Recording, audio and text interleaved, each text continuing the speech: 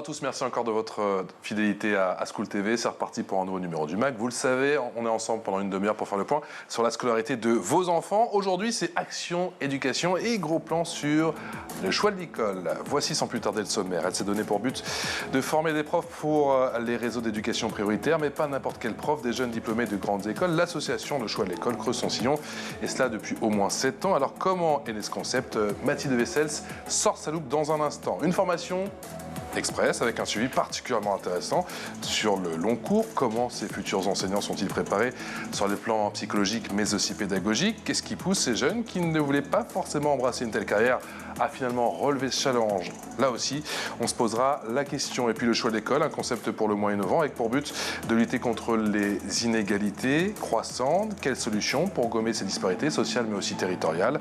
On se posera toutes ces questions dans un instant avec Aude Heleuch. Bonjour. Merci d'avoir accepté notre invitation. On va faire très vite parce que je crois qu'il y a le conseil de classe. C'est ça. On se dépêche. Responsable de la formation des enseignants, choix de l'école. Oui, vous aussi, vous avez le conseil de classe, je sais. Je vous vois. Alice Landowski, vous êtes professeure de mathématiques dans un collège REP+. On débrief avec vous de tous ces sujets juste après la loupe de Mathilde.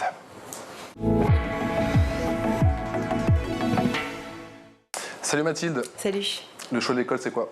Alors, on le sait, le métier d'enseignant est en pénurie depuis plusieurs années. Il est très difficile, c'est vrai, d'attirer les jeunes pour qu'ils deviennent les professeurs de nos enfants demain. Et surtout, l'éducation, on le voit, c'est vrai, Patrice, avec l'élection présidentielle, est au cœur des programmes. L'école est primordiale, on le sait, et donc le rôle de l'enseignant est essentiel. Alors, justement, comment les attirer? C'est le challenge du choix de l'école. Le choix de l'école, qu'est-ce que c'est? Eh bien, il s'agit d'une association à but non lucratif créée en 2015 en partenariat avec le ministère de l'Éducation nationale. Alors, le but de cette association est d'accompagner de jeunes diplômés ou actifs qui souhaitent se reconvertir vers l'enseignement dans les quartiers prioritaires. Elle suit donc ces jeunes enseignants pendant leurs 2 premières années en primaire, au collège ou au lycée professionnel dans les zones prioritaires. L'idée, c'est vraiment de rendre l'image du métier d'enseignant et de l'éducation prioritaire un peu plus shiny, vous voyez, plus désirable. Et c'est vrai que c'est difficile. Ah oui, quand vous commencez à parler anglais, je sens tout de suite. Oui, ça y est. Ouais. Ça se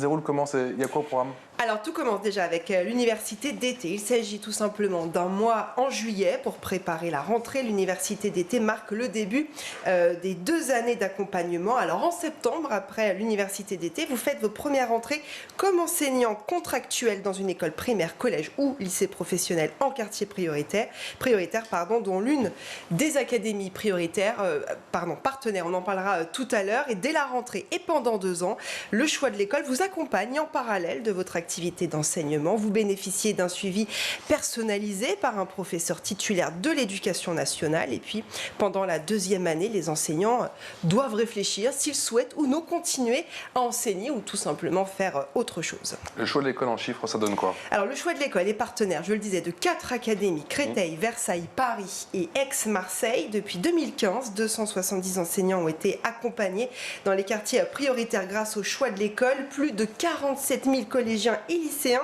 scolarisés en quartier prioritaire ont eu un enseignant accompagné par le choix de l'école donc depuis 2015. Et puis 89% des collèges de Seine-Saint-Denis ont accueilli un enseignant accompagné par le choix de l'école. Expression orale.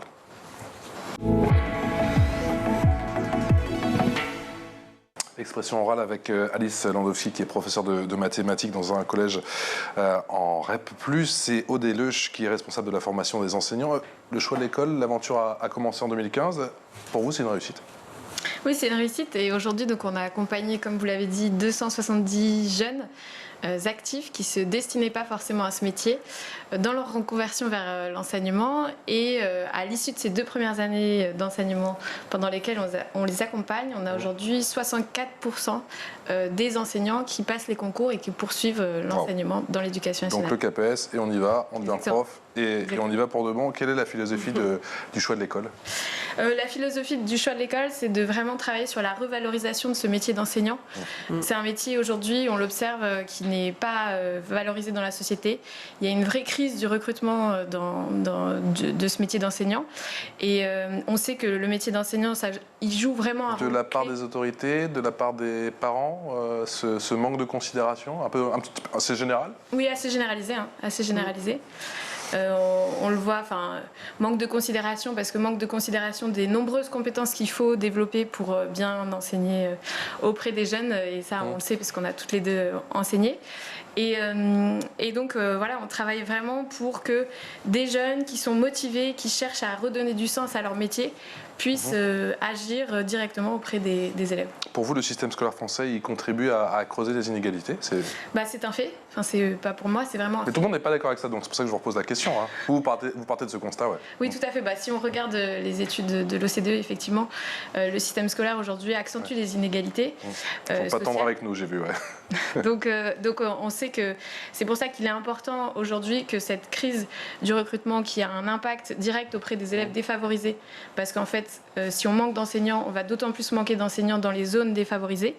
Donc il est important d'avoir des enseignants motivés et formés et accompagnés auprès des élèves défavorisés. Alice Landowski, pourquoi vous avez rejoint l'aventure, si je puis dire? Vous vous Eh bien, souvenez? oui. Ils sont venus vous chercher? Vous sortiez de grande école? Comment ça Non, s'est passé? C'était pas prédestiné. Effectivement, je suis ingénieure agronome de formation, diplômée d'agro-paris-tech. Et à la fin de mes études, je me suis lancée dans l'univers du conseil en développement durable et en RSE. Ouais. Voilà, Ça faisait sens avec vos études, finalement? Voilà. Ouais. Au sein du cabinet Deloitte, à Paris, La sûr. Défense. Et Très bon cabinet. j'ai travaillé, en tout cas, sur des sujets qui m'intéressaient beaucoup. Et alors, Et j'ai trouvé du sens. c'est ça, c'est cette quête de ouais. sens qui vous manquait, c'est ça? Eh bien, pas tout à fait. Parce que pour dans le moi, sens- c'était cohérent avec ce que vous aviez Tout à fait fait. en études et j'imagine avec vos passions. Cette première expérience professionnelle m'a beaucoup plu. J'y trouvais beaucoup de sens, de par les sujets sur lesquels je travaillais, qui m'intéressaient beaucoup, liés au climat, biodiversité, Bien sûr, etc. ouais. Et aussi, j'ai beaucoup appris auprès de mes collègues, des clients qui étaient très engagés. Donc le sens, je le trouvais dans mon travail. D'accord. Qu'est-ce qui manquait alors? Eh bien, j'ai eu envie, j'ai senti, au bout de 7 ans, j'y suis restée 7 ans, j'ai senti que j'avais atteint un palier en termes d'épanouissement dans mon travail. Et j'ai eu envie de découvrir un nouvel environnement professionnel, une nouvelle façon de penser, travailler, etc. Et de fil en C'était aiguille, pas assez rémunérateur sur le plan humain, vous allez me dire, c'est ça? voilà, de fil en aiguille, je suis devenue enseignante de mathématiques pour 3 raisons, en fait, qui m'ont vraiment... je pense que... La première, effectivement, comme vous dites, c'est replacer l'humain davantage au cœur de mon quotidien. Je voulais plus de relations humaines. Le deuxième aspect, j'avais envie d'avoir un ancrage territorial qui était plus fort, de m'engager localement. D'accord. Et j'habite dans le 18e et j'ai eu la chance d'être affectée dans un collège au nord de Paris. D'accord. Donc juste à côté. Pas très loin, effectivement. Donc j'avais cette espèce de cohérence géographique. Ouais. Et troisième motivation, transmettre et partager ce que j'ai tant reçu en termes de compétences, de connaissances et d'attention aussi, tout en sensibilisant aux enjeux environnementaux et à l'écologie. Alors pourquoi aller chercher des élèves diplômés de grandes écoles? Alors on ne va pas chercher que des élèves diplômés de grandes écoles. Au contraire, on va chercher de plus en plus des personnes qui ont fait une université. D'accord. C'est important pour nous vraiment de diversifier. Donc certes, il y a des profils de personnes comme Alice qui ont fait des écoles d'ingénieurs, des écoles de commerce, des IEP. Mais il y a vraiment de plus en plus de personnes qui ont fait des universités. C'est-à-dire que c'était le but initial et au fur et à Oui. mesure de la réussite, du coup, vous avez diversifié les profils? Oui, tout à fait. Et l'idée, c'est vraiment d'aller chercher un plus grand nombre d'enseignants. Donc voilà, on se diversifie, on n'est plus du tout... Mais on pourrait se dire qu'on a écouté effectivement ce témoignage à l'instant, qu'il y a un gap énorme quand on a fait ses études et qu'on travaille par exemple chez Deloitte, qui a une renommée mondiale, et qu'au final, on termine, et je mets les gros guillemets, professeur de mathématiques en REP+, on pourrait se dire qu'il y a quand même un gap. Qu'est-ce qui les motive? Parce qu'on a entendu votre témoignage, mais c'est toujours cette quête de sens. Il y a un moment où on se dit, bon, il n'y a pas que le salaire dans la vie, j'ai aussi besoin d'être rémunéré humainement, c'est ça? C'est ça. En fait, on a vraiment une génération de jeunes diplômés, de jeunes actifs qui souhaitent de plus en plus aller vraiment sur un travail qui a du sens, un travail qui a une forte contribution sociale. Et ils ont, comme l'a dit aussi Alice, cette envie d'être au quotidien, aux côtés de l'humain, de faire grandir les citoyens de demain. Donc il y a vraiment à la fois cette envie de relationnel humain, de transmettre, et en même temps cette envie d'apporter quelque chose à la société. Mathilde le disait il y a un instant, il y a 1 mois de formation pour commencer, c'est ça? C'est une sorte de bootcamp, du coup? Comment ça se passe avant d'atterrir en REP ou en REP+? Tout à fait, donc ça s'appelle c'est une université d'été qui, en amont de leur première rentrée, qu'on change de nom. Voilà. En amont de leur première rentrée, pour justement les préparer à cette arrivée en septembre et leur donner un maximum de clés et aussi déconstruire quelques idées. Alors c'est quoi ces clés? Ces clés, donc ça va être des clés sur, tout simplement, je vais enseigner l'anglais, je suis accompagnée sur comment construire mes cours en anglais. On a toute une formation aussi, un axe sur les compétences transversales, dont la gestion de classe, qui est quand même quelque chose qui tient à cœur et qui parfois peut faire peur aux futurs enseignants. Et il y a tout un troisième axe de formation et d'accompagnement qui est de nourrir leur engagement, leur motivation et de leur faire connaître ce qu'est le monde de l'éducation au sens large, quels sont les acteurs, les leviers d'action pour agir au mieux auprès de leurs élèves. Donc c'est des intervenants vraiment divers, à la fois des experts de l'éducation nationale, des chefs d'établissement, des enseignants bien sûr, mais aussi des sociologues, des psychologues pour qu'ils aient une connaissance vraiment de l'élève et des territoires dans lesquels ils vont enseigner. Mathilde. Est-ce que vous avez eu des apprentis professeurs, je ne sais pas si on peut les appeler comme ça, qui ont fait demi-tour, qui ont dit en fait c'est pas du tout fait pour moi, REP en plus c'est quand même difficile, c'est des zones prioritaires, donc voilà, on en parlera peut-être un peu plus tout à l'heure, mais c'est quand même compliqué. Est-ce que vous avez des gens qui vous disent en fait non je peux pas, c'est trop compliqué? Alors on en a qui nous disent ça pendant l'été. Et pour être tout à fait honnête, c'est aussi souhaitable parce que c'est un métier qui est pas. Il faut être passionné. Tout à fait. Enfin, passionné, et puis il faut avoir les clés pour arriver à faire une réussite dans le métier. Donc c'est pas fait pour tout le monde et on fait aussi tout pour que pendant l'été ils aient une vision assez complète de ce que ça va être, pour qu'ils soient à même de nous dire, comme vous l'avez dit, en fait c'est peut-être pas fait pour moi et je préfère m'arrêter maintenant. Ce qui est vraiment souhaitable parce qu'une fois qu'ils sont face aux élèves, s'ils arrêtent, évidemment il n'y a plus d'enseignants. On est bien d'accord, sachant qu'on le reprécise, donc c'est 1 mois, donc l'université d'été, au mois de juillet, c'est ça, mais qui a ce suivi pendant 2 ans, c'est ça? 2 ans. 2 ans, c'est ça.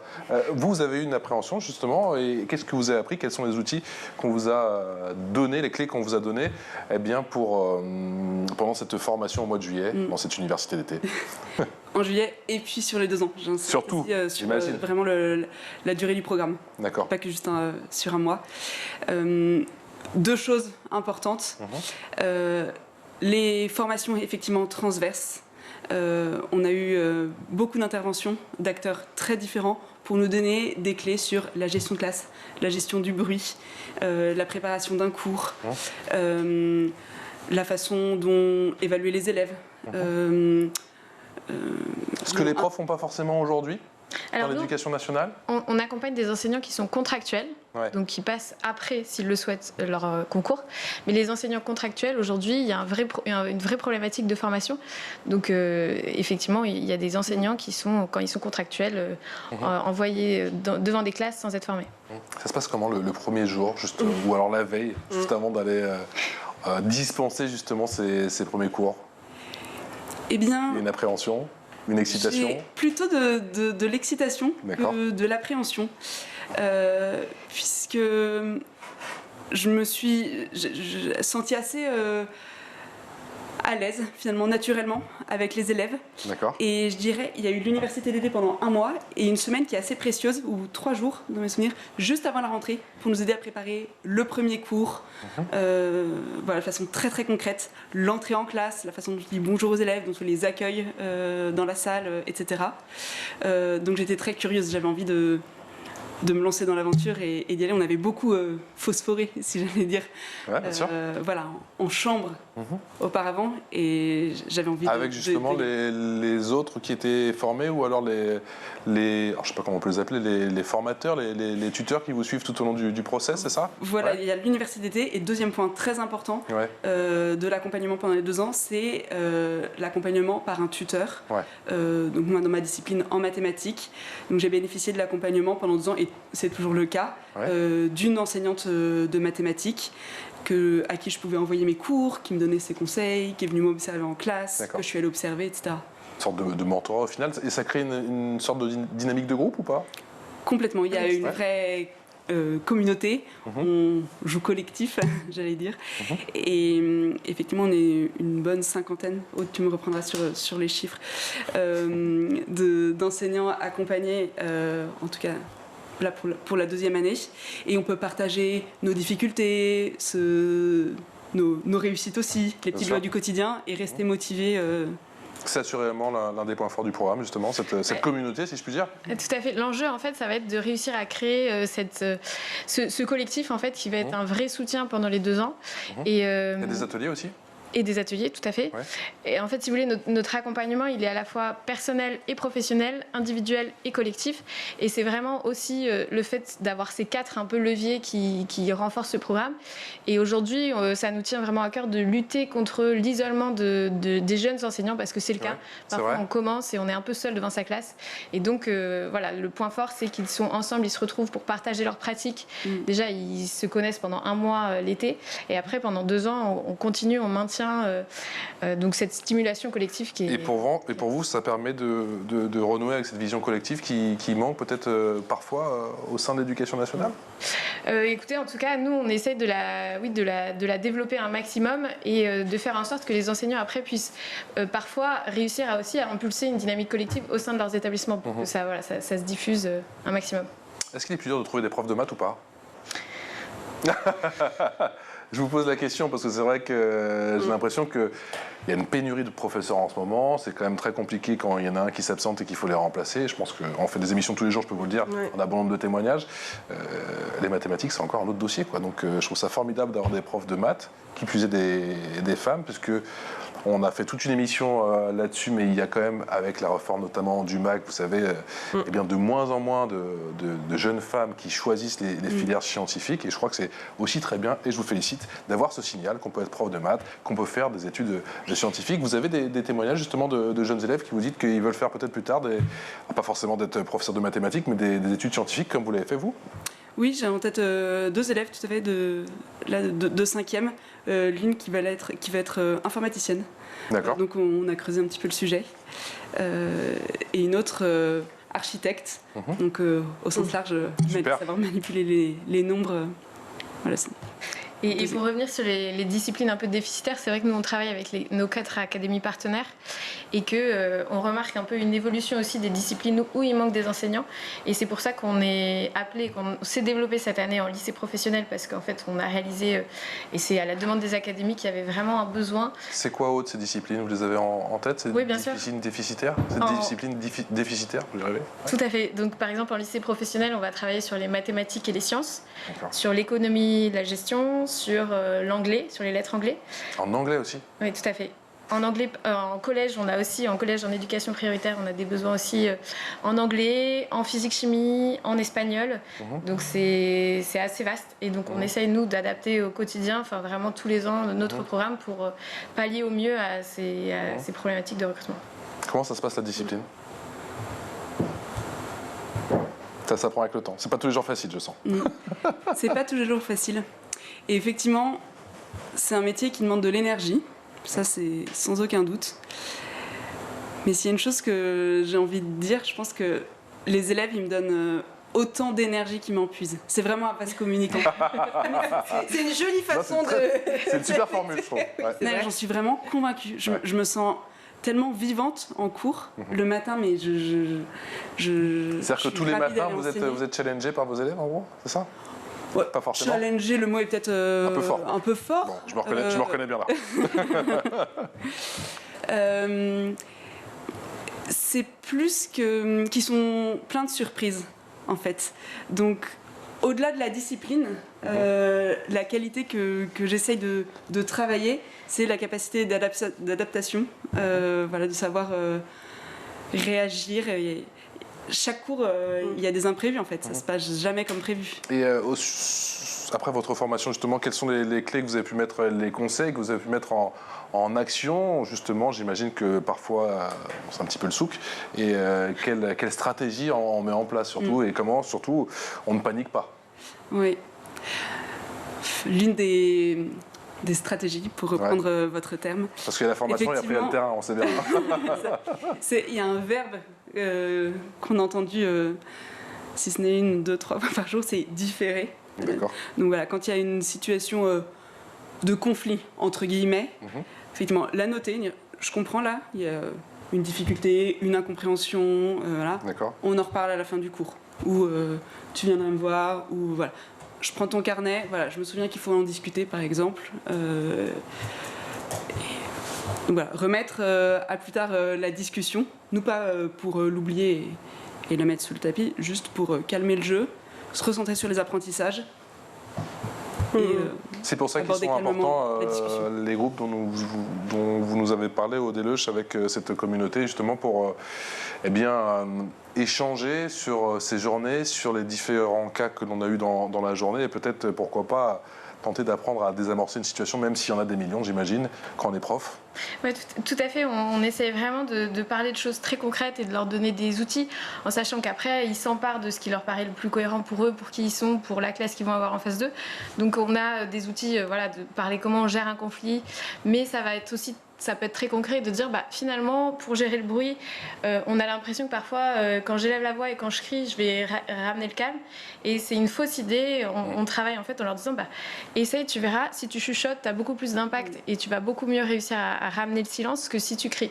Donc c'est des petites choses comme ça qui parfois sont pas innées et nous l'idée c'est de leur donner ça avant, de leur en parler avant la rentrée pour qu'ils gagnent 6 mois, 1 an de facilité à gérer leur classe parce que c'est un vrai métier et on le dit pas assez, c'est un vrai métier, oui. Déjà, j'ai du mal à faire régner le calme. Moi, j'en ai 2 enfants. À la Alors, maison. vous en avez combien, vous 23 par classe. 23 par classe. Donc, j'imagine pas comment vous faites. Je suis vraiment admiratif. Bravo. Rebaisser la voix, ça aide beaucoup à retrouver le calme. Je l'ai expérimenté pas plus tard qu'hier. Je teste ça dès ce soir. Merci beaucoup. L'info en plus. Alors, ma chère Mathilde, il paraît qu'il y a un ancien chef de l'État qui accorde beaucoup d'importance au choix de l'école. Oui, c'était le 5 février 2020. Il s'agit de François Hollande qui a donné un cours d'éloquence à des élèves. Alors, il pleuvait pas ce jour-là, on m'a dit. Des élèves de... Pardon, c'était un petit private joke.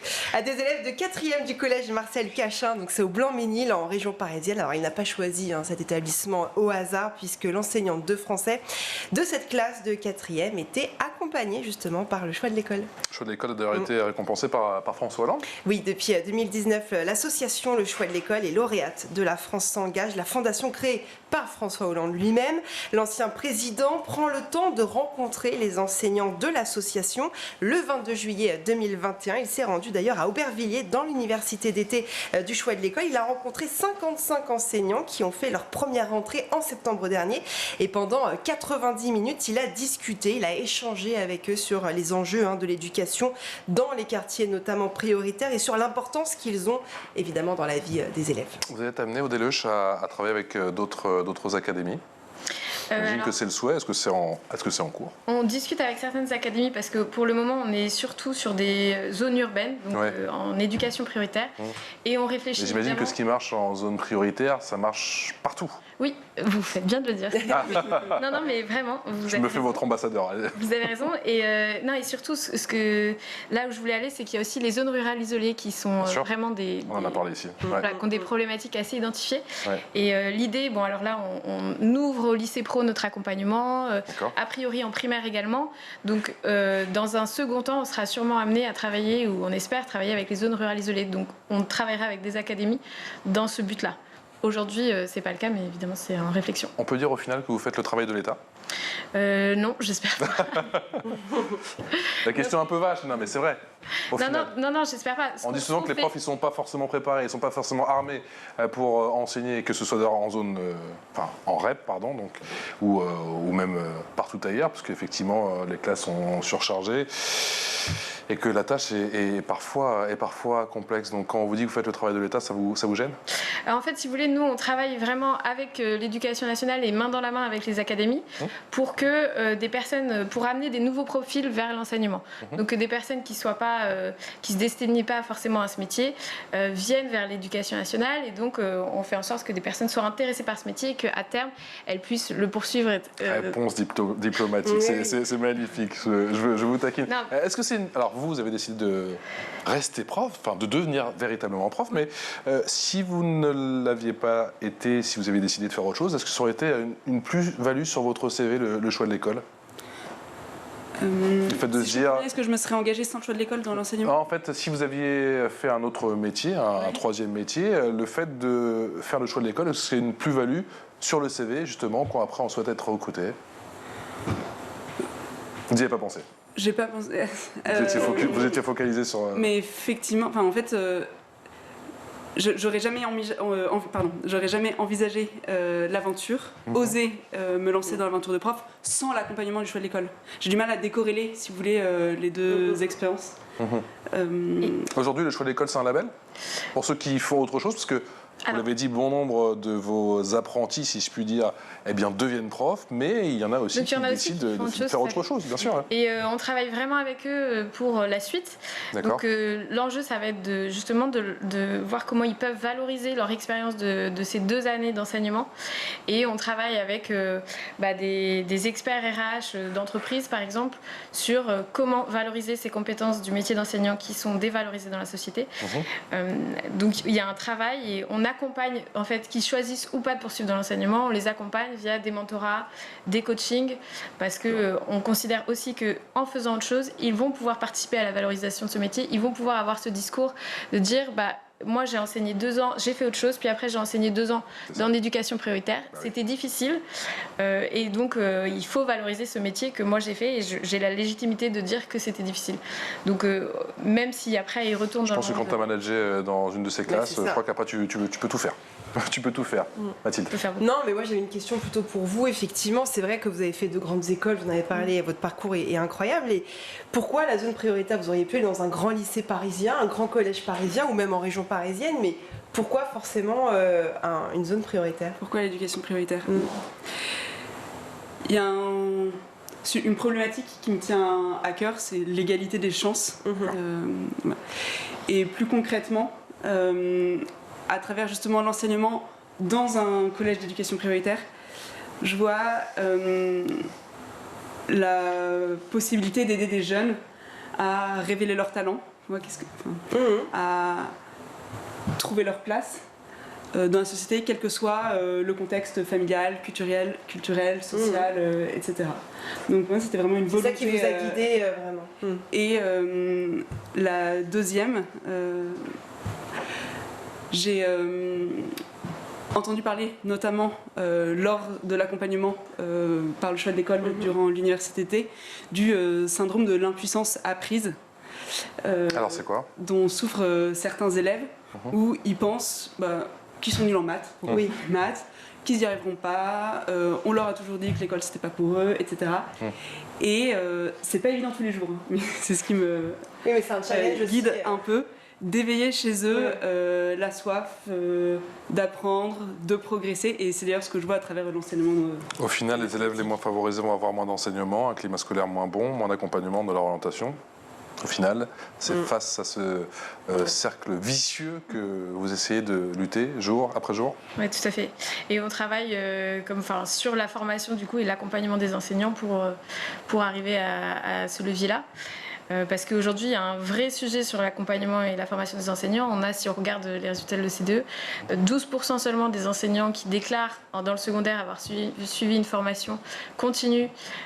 C'était en 2018, alors que 70% des enseignants des autres pays de l'OCDE déclarent avoir suivi une formation continue. Donc on essaye vraiment de travailler sur ce sujet d'accompagnement et de formation des enseignants pour ensuite qu'ils soient à même d'inverser cette tendance négative. Et je termine avec un chiffre, effectivement, toujours de l'OCDE. 32% des élèves de 15 ans des lycées défavorisés sont exposés à des enseignants qui ne sont pas assez bien préparés pour faire cours. Un grand merci à toutes les deux d'être venues nous voir. Aude Heleuge, responsable de la formation des enseignants, et Alice Landowski, professeure de mathématiques dans un collège REP+. Un grand merci aussi à vous, Mathilde. C'était le choix de l'école. Bravo et excellente continuation. Merci. On n'hésitera pas à venir vous voir pour voir si le calme règne effectivement dans le 18e arrondissement de la capitale dans votre magnifique cours de maths. Passez une excellente journée en notre compagnie. Ciao, ciao.